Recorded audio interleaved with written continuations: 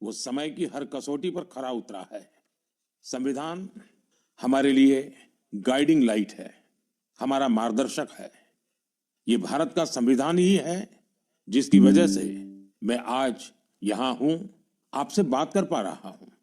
इस साल 26 नवंबर को संविधान दिवस से एक साल तक चलने वाली कई एक्टिविटीज शुरू हुई हैं। देश के नागरिकों को संविधान की विरासत से जोड़ने के लिए constitution75.com नाम से एक खास वेबसाइट भी बनाई गई है। इसमें आप संविधान की प्रस्तावना पढ़कर अपना वीडियो अपलोड कर सकते हैं। अलग अलग भाषाओं में संविधान पढ़ सकते हैं।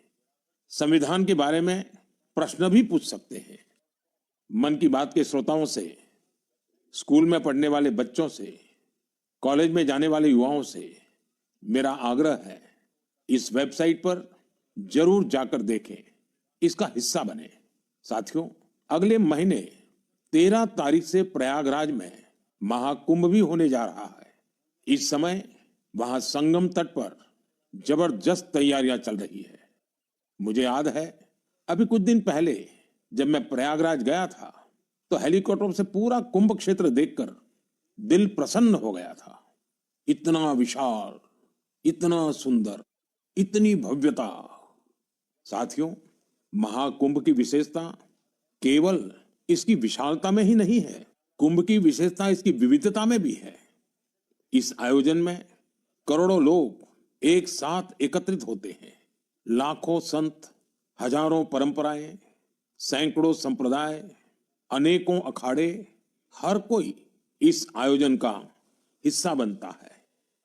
कहीं कोई भेदभाव नहीं दिखता है, कोई बड़ा नहीं होता है, कोई छोटा नहीं होता है। अनेकता में एकता का ऐसा दृश्य विश्व में कहीं और देखने को नहीं मिलेगा। इसलिए हमारा कुंभ एकता का महाकुंभ भी होता है। इस बार का महाकुंभ भी एकता के महाकुंभ के मंत्र को सशक्त करेगा। मैं आप सबसे कहूंगा, जब हम कुंभ में शामिल हो तो एकता के इस संकल्प को अपने साथ लेकर वापस आए। हम समाज में विभाजन और विद्वेष के भाव को नष्ट करने का संकल्प भी लें। अगर कम शब्दों में मुझे कहना है तो मैं कहूंगा, महाकुंभ का संदेश, एक हो पूरा देश। महाकुंभ का संदेश, एक हो पूरा देश। और अगर दूसरे तरीके से कहना है तो मैं कहूंगा, गंगा की अविरल धारा, न बटे समाज हमारा। गंगा की अविरल धारा, न बटे समाज हमारा। साथियों, इस बार प्रयागराज में देश और दुनिया के श्रद्धालु डिजिटल महाकुंभ के भी साक्षी बनेंगे। डिजिटल नेविगेशन की मदद से आपको अलग अलग घाट, मंदिर, साधुओं के अखाड़ों तक पहुंचने का रास्ता मिलेगा। यही नेविगेशन सिस्टम आपको पार्किंग तक पहुंचने में भी मदद करेगा। पहली बार कुंभ आयोजन में एआई चैटबॉट का प्रयोग होगा। एआई चैटबॉट के माध्यम से 11 भारतीय भाषाओं में कुंभ से जुड़ी हर तरह की जानकारी हासिल की जा सकेगी। इस चैटबॉट से कोई भी टेक्स्ट टाइप करके या बोलकर किसी भी तरह की मदद मांग सकता है। पूरा मेला क्षेत्र को एआई पावर्ड कैमरा से कवर किया जा रहा है। कुंभ में अगर कोई अपने परिचित से बिछड़ जाएगा तो इन कैमरों से उन्हें खोजने में भी मदद मिलेगी। श्रद्धालुओं को digital lost and found centre की सुविधा भी मिलेगी। श्रद्धालुओं को मोबाइल पर गवर्नमेंट अप्रूव्ड टूर पैकेजेस, ठहरने की जगह और होम स्टे के बारे में भी जानकारी दी जाएगी।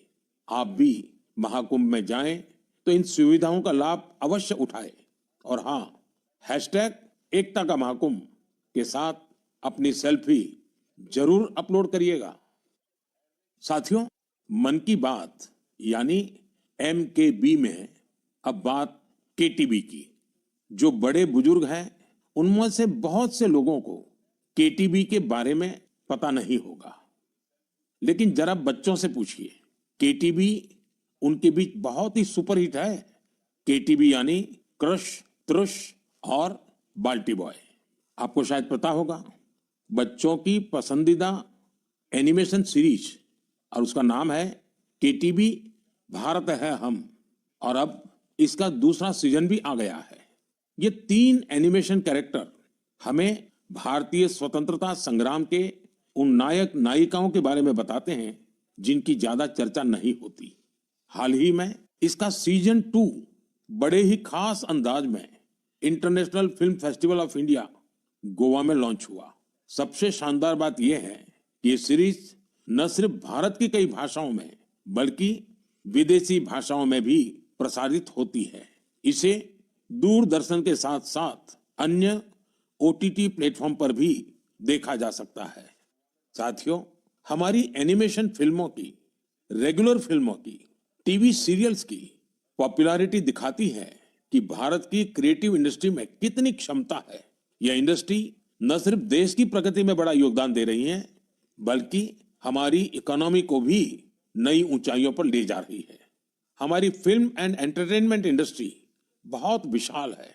देश की कितनी ही भाषाओं में फिल्में बनती हैं, क्रिएटिव कंटेंट बनता है। मैं अपनी फिल्म और एंटरटेनमेंट इंडस्ट्री को इसलिए भी बधाई देता हूं क्योंकि उसने एक भारत श्रेष्ठ भारत के भाव को सशक्त किया है। साथियों, वर्ष 2024 में हम फिल्म जगत की कई महान हस्तियों की 100वीं जयंती मना रहे हैं। इन विभूतियों ने भारतीय सिनेमा को विश्व स्तर पर पहचान दिलाई। राज कपूर जी ने फिल्मों के माध्यम से दुनिया को भारत के सॉफ्ट पावर से परिचित कराया। रफी साहब की आवाज में वो जादू था जो हर दिल को छू लेता था। उनकी आवाज अद्भुत थी। भक्ति गीत हो या रोमांटिक सॉन्ग्स, दर्द भरे गाने हो, हर इमोशन को उन्होंने अपनी आवाज से जीवंत कर दिया। एक कलाकार के रूप में उनकी महानता का अंदाजा इसी से लगाया जा सकता है कि आज भी युवा पीढ़ी उनके गानों को उतनी ही शिद्दत से सुनती है। यही तो है टाइमलेस आर्ट की पहचान। अक्कीनेनी नागेश्वर राव गारू ने तेलुगु सिनेमा को नई ऊंचाइयों तक पहुंचाया है। उनकी फिल्मों ने भारतीय परंपराओं और मूल्यों को बखूबी प्रस्तुत किया। तपन सिन्हा जी की फिल्मों ने समाज को एक नई दृष्टि दी। उनकी फिल्मों में सामाजिक चेतना और राष्ट्रीय एकता का संदेश रहता था। हमारी पूरी फिल्म इंडस्ट्री के लिए इन हस्तियों का जीवन प्रेरणा जैसा है। साथियों, मैं आपको एक और खुशखबरी देना चाहता हूं। भारत की क्रिएटिव टैलेंट को दुनिया के सामने रखने का एक बहुत बड़ा बार world audio visual entertainment summit यानी वेव समिट का आयोजन होने वाला है। आप सभी ने दावोस के बारे में सुना होगा, जहां दुनिया के अर्थ जगत के महारथी जुड़ते हैं। उसी तरह वेव समिट में दुनिया भर के मीडिया और एंटरटेनमेंट इंडस्ट्री के दिग्गज क्रिएटिव वर्ल्ड के लोग भारत आएंगे। यह समिट भारत को ग्लोबल कंटेंट क्रिएशन का हब बनाने की दिशा में एक महत्वपूर्ण कदम है। मुझे यह बताते हुए गर्व हो रहा है, इस समिट की तैयारी में हमारे देश के यंग क्रिएटर्स भी पूरे जोश से जुड़ रहे हैं। जब हम $5 ट्रिलियन इकोनॉमी की ओर बढ़ रहे हैं, तब हमारी क्रिएटर इकोनॉमी एक नई एनर्जी ला रही है। मैं भारत की पूरी एंटरटेनमेंट और क्रिएटिव इंडस्ट्री से आग्रह करूंगा, चाहे आप यंग क्रिएटर हो या एस्टैब्लिश्ड आर्टिस्ट, बॉलीवुड से जुड़े हो या रीजनल सिनेमा से, टीवी इंडस्ट्री के प्रोफेशनल हो या एनिमेशन के एक्सपर्ट, गेमिंग से जुड़े हो या एंटरटेनमेंट टेक्नोलॉजी के इनोवेटर, आप सभी वेव समिट का हिस्सा बने। मेरे प्यारे देशवासियों, आप सभी जानते हैं कि भारतीय संस्कृति का प्रकाश आज कैसे दुनिया के कोने कोने में फैल रहा है। आज मैं आपको 3 महाद्वीपों से ऐसे प्रयासों के बारे में बताऊंगा जो हमारी सांस्कृतिक विरासत के वैश्विक विस्तार की गवाह है। ये सभी एक दूसरे से मीलों दूर हैं, लेकिन भारत को जानने और हमारी संस्कृति से सीखने की उनकी ललक एक जैसी है। साथियों, पेंटिंग्स का संसार जितना रंगों से भरा होता है उतना ही खूबसूरत होता है। आप में से जो लोग टीवी के माध्यम से मन की बात से जुड़े हैं, वे अभी कुछ पेंटिंग्स टीवी पर देख भी सकते हैं। इन पेंटिंग्स में हमारे देवी देवता, नृत्य की कलाएं और महान विभूतियों को देखकर आपको बहुत अच्छा लगेगा। इनमें आपको भारत में पाए जाने वाले जीव जंतुओं से लेकर और भी बहुत कुछ देखने को मिलेगा। इनमें ताजमहल की एक शानदार पेंटिंग भी शामिल है, जिसे 13 साल की एक बच्ची ने बनाया है। आपको ये जानकर हैरानी होगी, इस दिव्यांग बच्ची ने अपने मुंह से इस पेंटिंग को तैयार किया है। सबसे दिलचस्प बात यह है कि इन पेंटिंग्स को बनाने वाले भारत के नहीं बल्कि इजिप्ट के स्टूडेंट्स हैं, वहां के विद्यार्थी हैं। कुछ ही हफ्ते पहले इजिप्ट के करीब 23,000 स्टूडेंट्स ने एक पेंटिंग प्रतियोगिता में हिस्सा लिया था। वहां उन्हें भारत की संस्कृति और दोनों देशों के ऐतिहासिक संबंधों को बताने वाली पेंटिंग तैयार करनी थी। मैं इस प्रतियोगिता में हिस्सा लेने वाले सभी युवाओं की सराहना करता हूं। उनकी क्रिएटिविटी की जितनी भी प्रशंसा की जाए वो कम है। साथियों, दक्षिण अमेरिका का एक देश है पराग्वे। वहां रहने वाले भारतीयों की संख्या 1,000 से ज्यादा नहीं होगी। पराग्वे में एक अद्भुत प्रयास हो रहा है। वहां भारतीय दूतावास में Erica Huber free Ayurveda consultation देती है। आयुर्वेद की सलाह लेने के लिए आज उनके पास स्थानीय लोग भी बड़ी संख्या में पहुंच रहे हैं। एरिका ह्यूबर ने भले ही इंजीनियरिंग की पढ़ाई की हो, लेकिन उनका मन तो आयुर्वेद में ही बसता है। उन्होंने आयुर्वेद से जुड़े कोर्सेज किए थे और समय के साथ वे इसमें पारंगत होती चली गई। साथियों, ये हमारे लिए बहुत गर्व की बात है कि दुनिया की सबसे प्राचीन भाषा तमिल है और हर हिंदुस्तानी को इसका गर्व है। दुनिया भर के देशों में इसे सीखने वालों की संख्या लगातार बढ़ रही है। पिछले महीने के आखिर में फिजी में भारत सरकार के सहयोग से तमिल टीचिंग प्रोग्राम शुरू हुआ।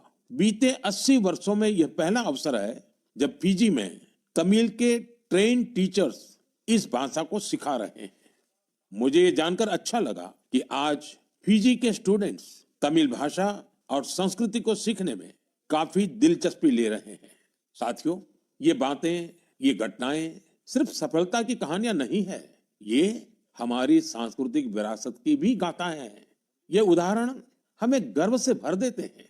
आर्ट से आयुर्वेद तक और लैंग्वेज से लेकर म्यूजिक तक भारत में इतना कुछ है जो दुनिया में छा रहा है। साथियों, सर्दी के इस मौसम में देश भर से खेल और फिटनेस को लेकर कई एक्टिविटीज हो रही हैं। मुझे खुशी है कि लोग फिटनेस को अपनी दिनचर्या का हिस्सा बना रहे हैं। कश्मीर में स्कीइंग से लेकर गुजरात में पतंगबाजी तक हर तरफ खेल का उत्साह देखने को मिल रहा है। संडे ऑन साइकिल और साइकिलिंग ट्यूसडे जैसे अभियानों से साइकिलिंग को बढ़ावा मिल रहा है। साथियों, अब मैं आपको एक ऐसी अनोखी बात बताना चाहता हूं जो हमारे देश में आ रहे बदलाव और युवा साथियों के जोश और जज्बे का प्रतीक है। क्या आप जानते हैं कि हमारे बस्तर में एक अनूठा ओलंपिक शुरू हुआ है? जी हाँ, पहली बार हुए बस्तर ओलंपिक से बस्तर में एक नई क्रांति जन्म ले रही है। मेरे लिए ये बहुत ही खुशी की बात है कि बस्तर ओलंपिक का सपना साकार हुआ है। आपको भी ये जानकर अच्छा लगेगा कि यह उस क्षेत्र में हो रहा है जो कभी माओवादी हिंसा का गवाह रहा है। बस्तर ओलंपिक का शुभंकर है वन भैंसा और पहाड़ी मैना। इसमें बस्तर की समृद्ध संस्कृति की झलक दिखती है। इस बस्तर खेल महाकुंभ का मूल मंत्र है करसायता बस्तर, बरसायता बस्तर, यानी खेलेगा बस्तर, जीतेगा बस्तर। पहली ही बार में बस्तर ओलंपिक में 7 जिलों के 1,65,000 खिलाड़ियों ने भाग लिया है। यह सिर्फ एक आंकड़ा नहीं है, यह हमारे युवाओं के संकल्प की गौरव गाथा है। एथलेटिक्स, तीरंदाजी, badminton, football, hockey, weightlifting, karate, kabaddi, kho kho और वॉलीबॉल, हर खेल में हमारे युवाओं ने अपनी प्रतिभा का परचम लहराया है। कारी कश्यप जी की कहानी मुझे बहुत प्रेरित करती है। एक छोटे से गांव से आने वाली कारी जी ने तीरंदाजी में रजत पदक जीता है। वे कहती है, बस्तर ओलंपिक ने हमें सिर्फ खेल का मैदान ही नहीं, जीवन में आगे बढ़ने का अवसर दिया है। सुकमा की पायल कवासी जी की बात भी कम प्रेरणादायक नहीं है। जेवलिन थ्रो में स्वर्ण पदक जीतने वाली पायल जी कहती हैं, अनुशासन और कड़ी मेहनत से कोई भी लक्ष्य असंभव नहीं है। सुकमा के दोरनापाल के पुनेम सन्ना जी की कहानी तो नए भारत की प्रेरक कथा है। एक समय नक्सली प्रभाव में आए पुनेम जी आज व्हील चेयर पर दौड़कर मेडल जीत रहे हैं। उनका साहस और हौसला हर किसी के लिए प्रेरणा है। कोंडा गांव के तीरंदाज रंजू शौरी जी को बस्तर यूथ आइकॉन चुना गया है। उनका मानना है बस्तर ओलंपिक दूर दराज के युवाओं को राष्ट्रीय मंच तक पहुंचाने का अवसर दे रहा है। साथियों, बस्तर ओलंपिक केवल एक खेल आयोजन नहीं है, यह एक ऐसा मंच है जहां विकास और खेल का संगम हो रहा है, जहां हमारे युवा अपनी प्रतिभा को निखार रहे हैं और एक नए भारत का निर्माण कर रहे हैं। मैं आप सभी से आग्रह करता हूं, अपने क्षेत्र में ऐसे खेल आयोजनों को प्रोत्साहित करें।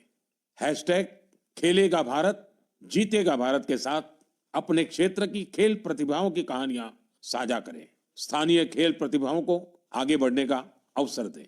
याद रखिए, खेल से न केवल शारीरिक विकास होता है, बल्कि ये स्पोर्ट्समैन स्पिरिट से समाज को जोड़ने का भी एक सशक्त माध्यम है। तो खूब खेलिए, खूब खेलिए। मेरे प्यारे देशवासियों, भारत की दो बड़ी उपलब्धियां आज विश्व का ध्यान आकर्षित कर रही हैं। इन्हें सुनकर आपको भी गर्व महसूस होगा। ये दोनों सफलताएं स्वास्थ्य के क्षेत्र में मिली हैं। पहली उपलब्धि मिली है मलेरिया से लड़ाई में। मलेरिया की बीमारी 4000 वर्षों से मानवता के लिए एक बड़ी चुनौती रही है। आजादी के समय भी यह हमारी सबसे बड़ी स्वास्थ्य चुनौतियों में से एक थी। 1 महीने से लेकर 5 साल तक के बच्चों की जान लेने वाली सभी संक्रामक बीमारियों में मलेरिया का तीसरा स्थान है। आज मैं संतोष से कह सकता हूं कि देशवासियों ने मिलकर इस चुनौती का दृढ़ता से मुकाबला किया है। विश्व स्वास्थ्य संगठन WHO की रिपोर्ट कहती है, भारत में 2015 से 2023 के बीच मलेरिया के मामलों और इससे होने वाली मौतों में 80% की कमी आई है। यह कोई छोटी उपलब्धि नहीं है। सबसे सुखद बात यह है, यह सफलता जन जन की भागीदारी से मिली है। भारत के कोने कोने से, हर जिले से हर कोई इस अभियान का हिस्सा बना है। असम में जोरहाट के चाय बागानों में मलेरिया 4 साल पहले तक लोगों की चिंता की एक बड़ी वजह बना हुआ था, लेकिन जब इसके उन्मूलन के लिए चाय बागान में रहने वाले एकजुट हुए तो इसमें काफी हद तक सफलता मिलने लगी। अपने इस प्रयास में उन्होंने टेक्नोलॉजी के साथ साथ सोशल मीडिया का भी भरपूर इस्तेमाल किया है। इसी तरह हरियाणा के कुरुक्षेत्र जिले ने मलेरिया पर नियंत्रण के लिए बड़ा अच्छा मॉडल पेश किया। यहाँ मलेरिया की मॉनिटरिंग के लिए जन भागीदारी काफी सफल रही है। नुक्कड़ नाटक और रेडियो के जरिए ऐसे संदेशों पर जोर दिया गया जिससे मच्छरों की ब्रीडिंग कम करने में काफी मदद मिली है। देश भर में ऐसे प्रयासों से ही हम मलेरिया के खिलाफ जंग को और तेजी से आगे बढ़ा पाए हैं। साथियों, अपनी जागरूकता और संकल्प शक्ति से हम क्या कुछ हासिल कर सकते हैं, इसका दूसरा उदाहरण है कैंसर से लड़ाई। दुनिया के मशहूर मेडिकल जर्नल लैंसेट की स्टडी वाकई बहुत उम्मीद बढ़ाने वाली है। इस जर्नल के मुताबिक अब भारत में समय पर कैंसर का इलाज शुरू होने की संभावना काफी बढ़ गई है। समय पर इलाज का मतलब है कैंसर मरीज का ट्रीटमेंट 30 दिनों के भीतर ही शुरू हो जाना। और इसमें बड़ी भूमिका निभाई है आयुष्मान भारत योजना ने। इस योजना की वजह से कैंसर के 90% मरीज समय पर अपना इलाज शुरू करा पाए हैं। ऐसा इसलिए हुआ है क्योंकि पहले पैसे के अभाव में गरीब मरीज कैंसर की जांच में, उसके इलाज से कतराते थे। अब आयुष्मान भारत योजना उनके लिए बड़ा संबल बनी है। अब वो आगे बढ़कर अपना इलाज कराने के लिए आ रहे हैं। आयुष्मान भारत योजना ने कैंसर के इलाज में आने वाली पैसों की परेशानी को काफी हद तक कम किया है। अच्छा ये भी है कि आज समय पर कैंसर के इलाज को लेकर लोग पहले से कहीं अधिक जागरूक हुए हैं। यह उपलब्धि जितनी हमारे हेल्थ केयर सिस्टम की है, डॉक्टरों, नर्सों और टेक्निकल स्टाफ की है, उतनी ही आप सभी मेरे नागरिक भाई बहनों की भी है। सबके प्रयास से कैंसर को हराने का संकल्प और मजबूत हुआ है। इस सफलता का क्रेडिट उन सभी को जाता है जिन्होंने जागरूकता फैलाने में अपना अहम योगदान दिया है। कैंसर से मुकाबले के लिए एक ही मंत्र है, अवेयरनेस, एक्शन और एश्योरेंस। अवेयरनेस यानी कैंसर और इसके लक्षणों के प्रति जागरूकता, एक्शन यानी समय पर जांच और इलाज, एश्योरेंस यानी मरीजों के लिए हर मदद उपलब्ध होने का विश्वास। आइए हम सब मिलकर कैंसर के खिलाफ इस लड़ाई को तेजी से आगे ले जाएं और ज्यादा से ज्यादा मरीजों की मदद करें। मेरे प्यारे देशवासियों, आज मैं आपको उड़ीसा के कालाहांडी के एक ऐसे प्रयास की बात बताना चाहता हूं जो कम पानी और कम संसाधनों के बावजूद सफलता की नई गाथा लिख रहा है। यह है कालाहांडी की सब्जी क्रांति। जहां कभी किसान पलायन करने को मजबूर थे, वहीं आज कालाहांडी का गोला मुंडा ब्लॉक एक वेजिटेबल हब बन गया है। यह परिवर्तन कैसे आया? इसकी शुरुआत सिर्फ 10 किसानों के एक छोटे से समूह से हुई। इस समूह ने मिलकर एक एफपीओ किसान उत्पाद संघ की स्थापना की, खेती में आधुनिक तकनीक का इस्तेमाल शुरू किया और आज उनका ये एफपीओ करोड़ों का कारोबार कर रहा है। आज 200 से अधिक किसान इस एफपीओ से जुड़े हैं, जिनमें 45 महिला किसान भी हैं। ये लोग मिलकर 200 एकड़ में टमाटर की खेती कर रहे हैं, 150 एकड़ में करेले का उत्पादन कर रहे हैं। अब इस एफपीओ का सालाना टर्नओवर भी बढ़कर 1.5 करोड़ से ज्यादा हो गया है। आज कालाहांडी की सब्जियां न केवल ओडिशा के विभिन्न जिलों में बल्कि दूसरे राज्यों में भी पहुंच रही है और वहां का किसान अब आलू और प्याज की खेती की नई तकनीकें सीख रहा है। साथियों, कालाहांडी की यह सफलता हमें सिखाती है कि संकल्प शक्ति और सामूहिक प्रयास से क्या नहीं किया जा सकता। मैं आप सभी से आग्रह करता हूं, अपने क्षेत्र में एफपीओ को प्रोत्साहित करें, किसान उत्पादक संगठनों से जुड़े और उन्हें मजबूत बनाएं। याद रखिए, छोटी शुरुआत से भी बड़े परिवर्तन संभव है। हमें बस दृढ़ संकल्प और टीम भावना की जरूरत है। साथियों, आज की मन की बात में हमने सुना कि कैसे हमारा भारत विविधता में एकता के साथ आगे बढ़ रहा है। चाहे वो खेल का मैदान हो या विज्ञान का क्षेत्र, स्वास्थ्य हो या शिक्षा, हर क्षेत्र में भारत नई ऊंचाइयों को छू रहा है। हमने एक परिवार की तरह मिलकर हर चुनौती का सामना किया और नई सफलताएं हासिल की। 2014 से शुरू हुए मन की बात के 116 एपिसोड में मैंने देखा है कि मन की बात देश की सामूहिक शक्ति का एक जीवंत दस्तावेज बन गया है। आप सभी ने इस कार्यक्रम को अपनाया, अपना बनाया। हर महीने आपने अपने विचारों और प्रयासों को साझा किया। कभी किसी यंग इनोवेटर के आइडिया ने प्रभावित किया, तो कभी किसी बेटी की अचीवमेंट ने गौरवान्वित किया। यह आप सभी की भागीदारी है जो देश के कोने कोने से पॉजिटिव एनर्जी को एक साथ लाती है। मन की बात इसी पॉजिटिव एनर्जी के एम्प्लीफिकेशन का मंच बन गया है और अब 2025 दस्तक दे रहा है। आने वाले साल में मन की बात के माध्यम से हम और भी इंस्पायरिंग प्रयासों को साझा करेंगे। मुझे विश्वास है कि देशवासियों की पॉजिटिव सोच और इनोवेशन की भावना से भारत नई ऊंचाइयों को छुएगा। आप अपने आसपास के यूनिक प्रयासों को #मन की बात के साथ शेयर करते रहिए। मैं जानता हूं कि अगले साल की हर मन की बात में हमारे पास एक दूसरे से साझा करने के लिए बहुत कुछ होगा। आप सभी को 2025 की ढेर सारी शुभकामनाएं। स्वस्थ रहें, खुश रहें। फिट इंडिया मूवमेंट में आप भी जुड़ जाइए। खुद को भी फिट रखिए, जीवन में प्रगति करते रहें। बहुत बहुत धन्यवाद।